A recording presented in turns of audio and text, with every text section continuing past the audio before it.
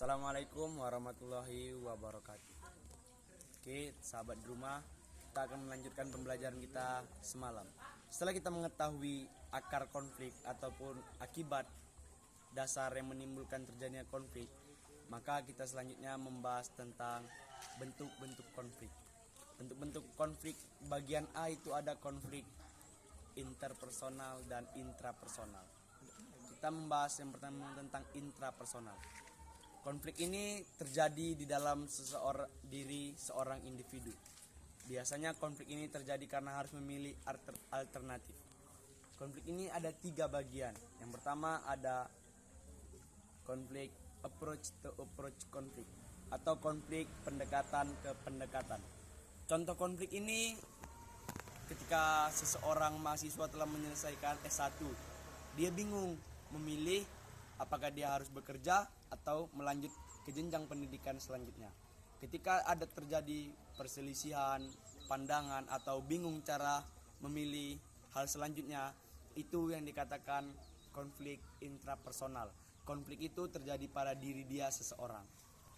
Selanjutnya konflik avoidance to avoidance konflik. Konflik ini teorinya menjauh ke menjauh.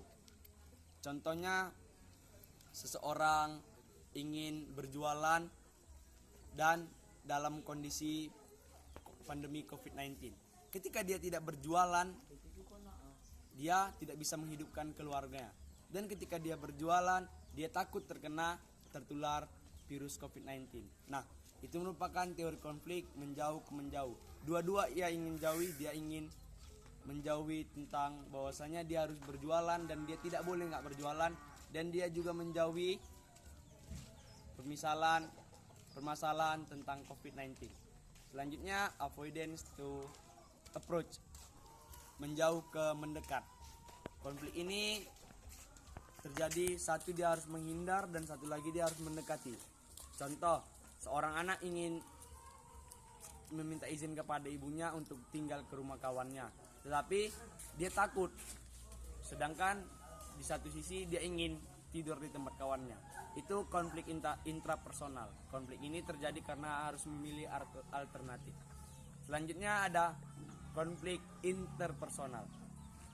Konflik ini terjadi di individu satu dengan individu yang lainnya. Jadi ada 2 individu atau lebih, minimal ada 2 individu yang terjadi di dalam konflik ini. Ketika intrapersonal dia satu individu, dia hanya memilih alternatif, sedangkan konflik yang kedua dia 2 individu. Sekian dari saya. Assalamualaikum warahmatullahi wabarakatuh.